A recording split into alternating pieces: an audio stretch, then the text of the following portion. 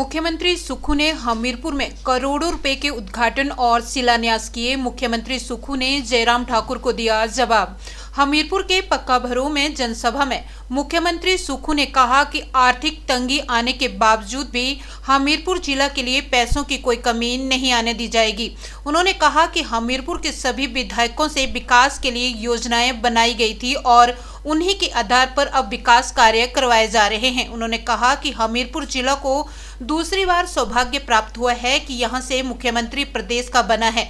उन्होंने कहा कि 15 साल पहले पूर्व सीएम धूमल ने बस अड्डे की नींव रखी थी, लेकिन भाजपा की सरकार आने के बाद भी उनके सपने को कोई पूरा नहीं कर पाया।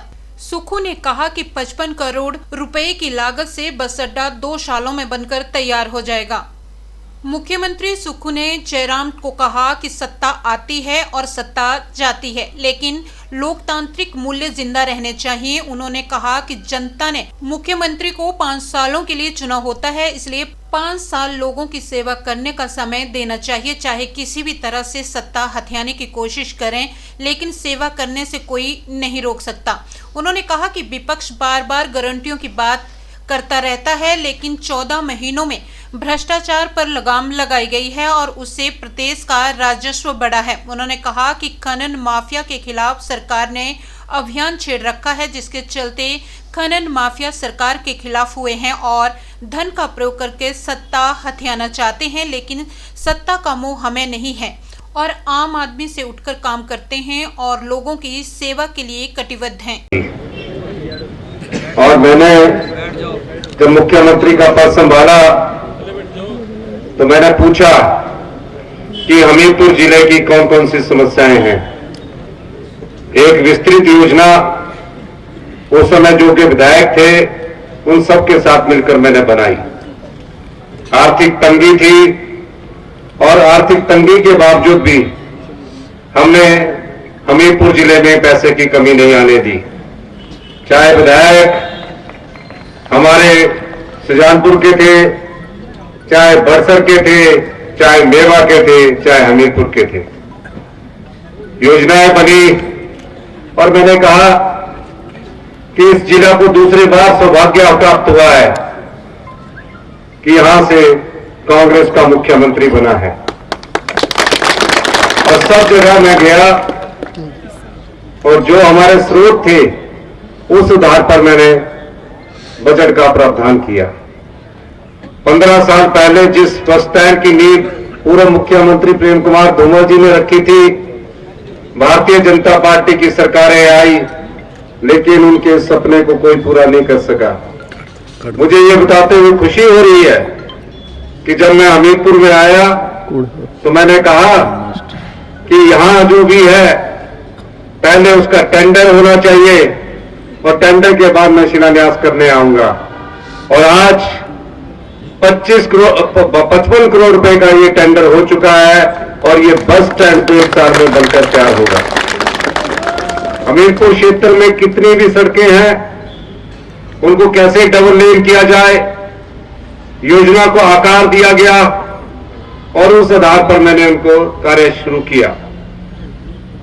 मैं ये बात इसलिए कह रहा हूं, सुजानपुर में टोनी देवी का कॉलेज था, सुजानपुर में सिविल हॉस्पिटल का अपग्रेडेशन करने की बात थी और हमीरपुर की जनता की जो आकांक्षाएं थी उसको पूरा करने का दायित्व मेरे कंधों पर था। ठाकुर जी को कहना चाहता हूं, सत्ता आती है सत्ता जाती है, लेकिन लोकतांत्रिक मूल्य जिंदा रहने चाहिए। जब जनता ने 5 साल चुनकर उनको भेजा होता है, 5 साल के अंदर उनको अपना परिणाम दिखाने का मौका पूरा मिलना चाहिए। वो किसी भी प्रकार से राजनीतिक सत्ता हटाने की कोशिश करें, दावे के साथ कह सकता हूं कि हम 5 साल आपकी सेवा करेंगे, हमको सेवा करने से कोई नहीं रोक सकता। बार बार गारंटियों की बात करते थे। मैंने आर्थिक स्थिति का जायजा लिया। हम आर्थिक बदहाली के दौर से गुजर रहे हैं, लेकिन 14 महीने में मेरी सरकार ने भ्रष्टाचार पर जो लगाम लगाई उसके कारण हमारा राजस्व बढ़ा। 14 महीने तक हम नीतियां बदलते रहे, कानून बदलते रहे, माइनिंग माफिया के खिलाफ हमने एक आंदोलन छेड़ा। मैं जानता हूं कुछ माइनिंग माफिया हमारे खिलाफ हो गए, धन का प्रयोग करके सत्ता हथियाना चाहते हैं। हम आम आदमी से उठकर राजनीति करते हैं, सत्ता का मोह हमें नहीं होता, लेकिन भ्रष्टाचार इस प्रदेश में बिल्कुल पूरी तरह से खत्म करने के लिए हम कटिबद्ध है। जनता पार्टी इस सरकार को जिस प्रकार से गिराने का प्रयास कर रही थी, वो नकाब उनका आज आपके सामने है। मैं आपकी लड़ाई लड़ रहा हूं। मैं तो 30 साल संघर्ष करता रहा, 20 वर्ष पहले एमएलए बन गया। मुझे वीरभद्र सिंह जी ने भी पोर्टफोलियो देने की पेशकश की थी, मैंने कभी नहीं लिया, क्योंकि मैं राजनीति में सेवा भाव से आगे आया हूं। और मैं ये बात इसलिए कहना चाहता हूं, ये कुर्सी कोई मेरी नहीं है, मुख्यमंत्री की कुर्सी कोई मेरी नहीं है। इस मुख्यमंत्री की कुर्सी के हर 5 साल बाद आपको परीक्षा देनी पड़ती है। ये आम लोगों की कुर्सी है। मेरे 14 महीने के फैसलों का आकलन कर लीजिए, मेरे 14 महीने के कार्यकाल का आकलन कर लीजिए। उसमें आम जनता की समस्याओं के समाधान निकालने की योजनाओं की नीति नजर आएगी आपको। क्यों? क्योंकि हम आम परिवार से उठकर राजनीति करने आए हैं। आम परिवार का दर्द जानते हैं, किसान का दर्द जानते हैं। इसलिए आज मैं आपसे ये कहने आया हूं, जो लोकतंत्र को कमजोर करते हैं, जो खरीद में अपने आप को बेच देते हैं, आने वाले लोकसभा में आपके पास एक मौका है। आप उस मौका में जनता अगर हमारे साथ खड़ी होगी तो इस भ्रष्ट राजनीति को हम जड़ से उखाड़ फेंकेंगे। आप खड़े होंगे?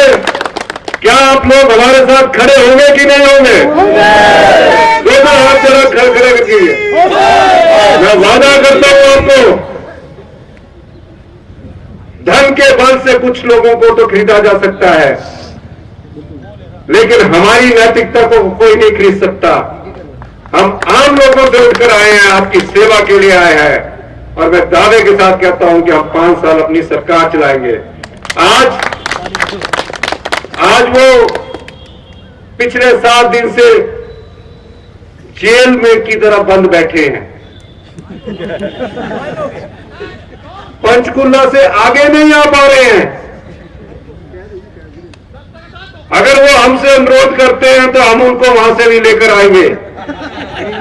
हम उनको कहना चाहते हैं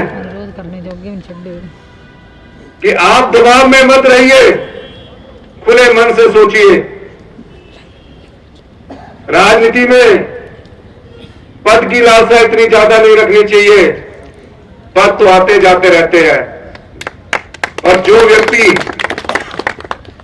इंसानियत को जिंदा रखता है, ईमानदारी को जिंदा रखता है, नैतिकता को जिंदा रखता है, वो इतिहास बनाते हैं, वो इतिहास में लिखे जाते हैं। यही मैं कहना चाहता हूं।